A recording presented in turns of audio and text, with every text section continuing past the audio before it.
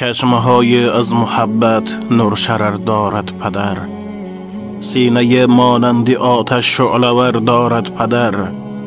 با نگاه پی برد از حالت فرزند خود، از همه راز نهان دل خبر دارد پدر. در وجودش ذره نامردمی موجود نیست، جز جوان مردی کجا فکر دیگر دارد پدر. بحر اقبال و سعادت در نبرد زندگی، از سر جان عزیز خود گذر دارد پدر.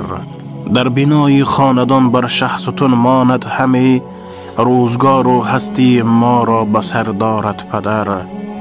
بر کمال فطرت او سربرون آرد علی، در نهادش عالم فضل و هنر دارد پدر.